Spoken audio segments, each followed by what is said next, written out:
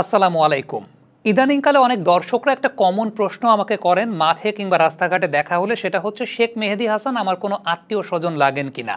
মূলত আমাদের টি-20 টিমে মেহেদী হাসান মিরাজ এবং শেখ মেহেদী হাসানের মধ্যে একটা আনইভেন কম্পিটিশন তৈরি করেছে আমাদের টিম ম্যানেজমেন্ট। এই কারণেই মেহেদী হাসান মিরাজের ফ্যান বেসটা যেহেতু একটু বড়, দর্শকরা আমাকে প্রায়ই সেই কোয়েশ্চেনটা করেন এবং মিরাজের ফ্যান বেস বড় হওয়াটাও স্বাভাবিক, কারণ টেস্ট ম্যাচ ক্রিকেটে মিরাজ আমাদের সেরা খেলোয়াড়, ওয়ানডে ক্রিকেটে মিরাজ আমাদের প্রমিনেন্ট ক্রিকেটার।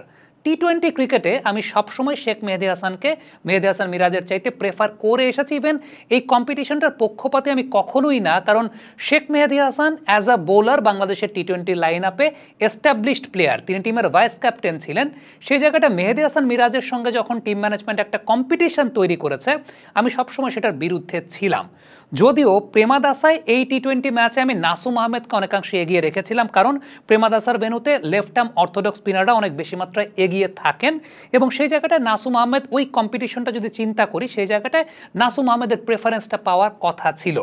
কিন্তু মেহেদী হাসান মিরাজ এবং শেখ মেহেদী হাসানের যে একটা অসম কম্পিটিশন টিমের মধ্যে করা হয়েছে বা রাখা হয়েছে, সেই জায়গাটা আমার কাছে মনে হয় যে আজকের এই ম্যাচটাতে শেখ মেহেদী হাসান প্রমাণ করে দিয়েছেন আলটিমেটলি যে টি-20 ক্রিকেটে বিশেষ করে পাওয়ার প্লের কথা যদি আমরা বলি, তিনি কেন বাংলাদেশের প্রমিনেন্ট বোলার। কিন্তু সত্যি কথা কি জানেন, একটা ব্যাড ডে যাবে শেখ মেহেদী হাসানের, আবারও ফেসবুক বলি, সোশ্যাল মিডিয়া বলি, সব জায়গায় সয়লাভ হয়ে যাবে শেখ মেহেদী হাসান চলে না। আমি আমার ব্যক্তিগত ইউটিউব চ্যানেল যেটা আছে সৈয়দ সামি, সেখানে গেল দুদিন আগে একটা অ্যানালাইসিস করেছিলাম। সেখানে আমি বলেছিলাম যে ভাইস ক্যাপ্টেন কেন আসলে টিমের দ্বাদশ খেলোয়াড়, বা ভাইস ক্যাপ্টেনের সাথে কেন মেহেদী হাসান মিরাজের একটা অসম কম্পিটিশন তৈরি করে দেওয়া হয়েছে। সত্যি কথা বলতে, আপনি যদি টি-20 ক্রিকেট চিন্তা করেন, টি-20 ক্রিকেট চিন্তা করলে শেখ মেহেদী হাসানের সঙ্গে মেহেদী হাসান মিরাজের কম্পিটিশনটা চলে না। হ্যাঁ, ক্ষেত্র বিশেষে কম্পিটিশনটা হতে পারে শেখ মেহেদী হাসানের সঙ্গে নাসুম আহমেদের, যে সমস্ত ভেন্যুতে বাঁহাতি স্পিনাররা ভালো করেছেন কিংবা টিমের ডানহাতি ব্যাটসম্যানের সংখ্যা বেশি, ওই কম্পিটিশনের জায়গা থেকে নাসুম আহমেদের সঙ্গে একটা কম্পিটিশন হতে পারে, কিন্তু নট উইথ মেহেদী হাসান মিরাজ, যেটা আমাদের টিম ম্যানেজমেন্ট আসলে সাম্প্রতিক সময় করেছে এবং দর্শকরাও সেই জায়গাটাতে অনেক বেশি মাত্রায় কনফিউজ হয়ে গেছে। শেখ মেহেদী হাসানের সবচেয়ে উল্লেখযোগ্য ব্যাপার আমি যদি বলি যে আমাদের তো খুব গোল্ডফিশ মেমোরি, গেল 1-1.5 বছর ধরে পাওয়ার প্লেতে তিনিই কিন্তু আমাদের সেরা বোলার। আপনি যদি নিউজিল্যান্ড সিরিজ থেকে শুরু করেন, সেখানেও তিনি ম্যান অফ দ্য ম্যাচ হয়েছেন, দুর্দান্ত বোলিং করেছেন।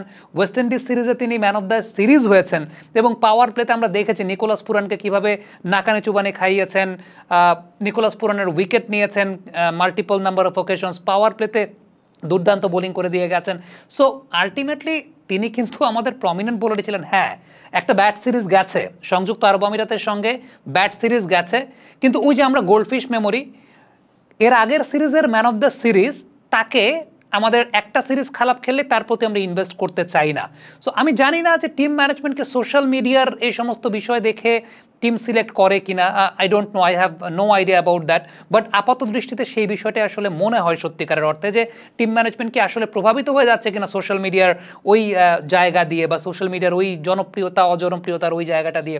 সো আলটিমেট ফ্যাক্টটা ওই জায়গাটাতে যে টি-20 ক্রিকেটে কম্পিটিশন যদি হয়, সেটা শেখ মেহেদী হাসানের সঙ্গে নাসুম আহমেদের হবে, নট উইথ মেহেদী হাসান মিরাজ। হ্যাঁ, মিরাজ ওয়ানডে এবং টেস্টে তো আমাদের বেস্ট প্লেয়ার, ওয়ানডে ফরম্যাটে আমাদের প্রমিনেন্ট প্লেয়ার। এখন সব প্লেয়ারকে সব ফরম্যাট যে খেলতে হবে এমন কিন্তু কোনো কথা নাই। ব্যাটিংয়ের কথা অনেকে বলবেন যে মেহেদী হাসান মিরাজের ব্যাটিংয়ের জায়গা, ডেফিনেটলি মেহেদী হাসান মিরাজের ব্যাটিংটা শেখ মেহেদীর চাইতে বেটার, কিন্তু শেখ মেহেদী হাসানের বোলিংটা যেভাবে প্রমিনেন্ট, বোলিংটা যেভাবে কাজে লাগে, ওইটা তো মেহেদী হাসান মিরাজকে আপনি নতুন বলে ওইভাবে বোলিং করাতে পারবেন না। আর মেহেদী হাসান মিরাজ বিপিএলে পারফর্ম করেছেন ওপেনিংয়ে বা টপ অর্ডারে ব্যাটিংয়ে, মিডল অর্ডারে না, এটা আপনাকে ভুলে গেলে চলবে না। ইভেন আপনাকে যদি আমি বলি, আপনি যদি বিপিএল পারফরমেন্স বিবেচনা করেন, তাহলে পারভেজ হোসেন ইমনকে বাদ দিয়ে নাইম শেখকে নিতে হবে। এখন আপনি কি ইন্টারন্যাশনাল ম্যাচে এখন পারভেজ হোসেন ইমনকে বাদ দিয়ে নাইম শেখকে খেলাবেন অ্যাজ অ্যান ওপেনার? সেটা তো আপনি খেলাবেন না। সো ফ্যাক্টের জায়গাটা ওইটা যে আপনি সবসময় বিপিএলের পারফরমেন্স দিয়ে আপনি জাজ করতে গেলে সেটা সবসময় ওইভাবে আসলে হবে না, বা ওইভাবে আপনি সেই জিনিসটাকে চিন্তা করতে পারবেন না। সো ফ্যাক্টের জায়গাটা আমার কাছে সবসময় এটা মনে হয় যে আমাদের একটা গোল্ডফিশ মেমোরি, এবং I am pretty much sure, আমি আপনাকে গ্যারান্টি দিয়ে বলি, একটা ব্যাড ডে যাবে এরপরে, ধরেন পাকিস্তান সিরিজে শেখ মেহেদী হাসান একটা ম্যাচ খারাপ খেলবেন, এরপর থেকে আবার রব উঠে যাবে। এটা আমাদের একটা গোল্ডফিশ মেমোরির জায়গা। আমরা কখনো কারো ব্যাড ডে অ্যাকসেপ্ট করতে পারি না, কারো কোনো ব্যাড সিরিজ অ্যাকসেপ্ট করতে পারি না। একটা প্লেয়ার তিনি ভাইস ক্যাপ্টেন্সি কেন পেয়েছিলেন? অ্যাজ তিনি পারফর্ম করে যাচ্ছিলেন দেখে তিনি ভাইস ক্যাপ্টেন্সি পেয়েছেন। সো আলটিমেটলি তিনি যখন ভাইস ক্যাপ্টেন্সি পেয়েছেন তার প্রতি আমরা একটা সিরিজ ইনভেস্ট করতে পারি নাই। এই জায়গাটাই আমার কাছে মনে হয় যে team management should have been more courageous. সেটা মিডিয়া কিংবা সোশ্যাল মিডিয়াতে কি হচ্ছে না হচ্ছে এই জায়গা থেকে বেরিয়ে এসে স্ট্যাট বেসড চিন্তা করা।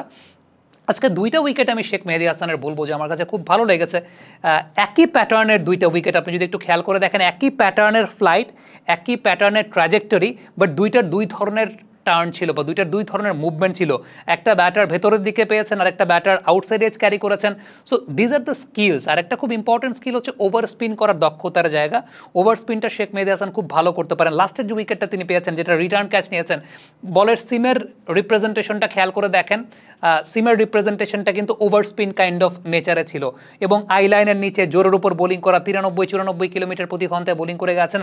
সো এই টাইপের উইকেট আন্দাজেও শেখ মেহেদী হাসানও কার্যকরী হতে পারেন।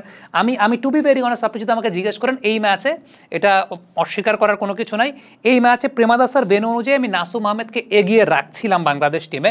এবং this are the healthy competition. সেই হেলদি কম্পিটিশন হতে পারে টি-20 ক্রিকেটের আন্দাজে নাসুম, শেখ মেহেদী হাসান অল্টার করে আপনি সিচুয়েশন ওয়াইজ আপনি সেভাবে সেটা চিন্তা করতেই পারেন। কিন্তু আপনি যখন ব্যাটিংয়ের কথা বলছেন, এখন মিরাজকে আপনি যে পজিশনে ব্যাটিং করাতে চাচ্ছেন সেই পজিশনে শামীম হোসেন পাটোয়ারি একটু বেশি টাইম পাবেন। সাইফুদ্দিন যদি থাকেন অথবা তানজিম সাকিবরা যদি থাকেন তারা একটু বেশি টাইম পাবেন। সো ফ্যাক্টর জায়গাটা হচ্ছে ওই জায়গাটায় যে আমরা কেন জানি না যে মেহেদী হাসান মিরাজ এখন স্ট্যাটিস্টিক্স দেখে বিপিএলের স্ট্যাটিস্টিক্স, বিপিএলে মেহেদী হাসান মিরাজ ব্যাটিং করেছেন ওপেনিংয়ে টপ অর্ডারে, মিডল ওভার্সে তিনি ব্যাটিং করেন নাই, তিনি করেছেন ওপেনিংয়ে ব্যাটিং। সো ওই জায়গাগুলো বিবেচনায় রাখাটা খুব গুরুত্বপূর্ণ। এবং সবচেয়ে ইম্পর্টেন্ট ব্যাপার আবারও বলি, মেহেদী হাসান মিরাজ আমাদের টেস্ট ক্রিকেটে বেস্ট প্লেয়ার, ওয়ানডে ক্রিকেটে প্রমিনেন্ট প্লেয়ার। টি-20 ক্রিকেট তাকে কেন খেলতে হবে আই ডোন্ট নো। আমি যদি লজিক্যাল জায়গা থেকে চিন্তা করি, টিমটা তো একটা স্টেবল পজিশনে ওয়েস্ট ইন্ডিজ সিরিজে ছিল। হ্যাঁ, আরব আমিরাত সিরিজ হেরেছে বাংলাদেশ, এক্সেসিভ ডিউ ফ্যাক্টর কাজ করেছে, প্রিপারেশনের জায়গাটা আমার কাছে অনেক কিছু মনে হচ্ছে। কিন্তু একটা সিরিজ তো আপনি সেই জায়গাটায় ইনভেস্ট করতে পারেন একটা প্লেয়ারের উপরে। একটা প্লেয়ারের ওই একটা সিরিজ খারাপ যাওয়ার পরে আপনি পুরো 2 বছরের পারফরমেন্সকে যখন ওভারলুক করবেন, আগের সিরিজের ম্যান অফ দ্য সিরিজ যিনি ছিলেন তাকে আপনি বসিয়ে দিবেন, যাকে আপনি টিমের ভাইস ক্যাপ্টেন করেছেন। So these are the issues আমার কাছে মনে হয় যে which needs to be sorted out. এবং শেখ মেহেদী হাসান ভালো বোলিং করেছেন এই ম্যাচটাতে, তিনি টিম ম্যানেজমেন্টের আস্থার প্রতিদান দিয়েছেন। এবং সত্যি কথা বলতে ওই যে একটা কম্পিটিশন টিম ম্যানেজমেন্ট সেট করেছে সেটা খুবই অসম একটা কম্পিটিশন, একটা অসম প্রতিযোগিতা। এবং সেই অসম প্রতিযোগিতাটা আমার কাছে মনে হয় যে এটা উল্টো দলের জন্য ব্যাকফায়ারিং বলে আমার কাছে মনে হয়। কমেন্ট বক্সে আপনাদের মন্তব্য মতামত জানতে চাই।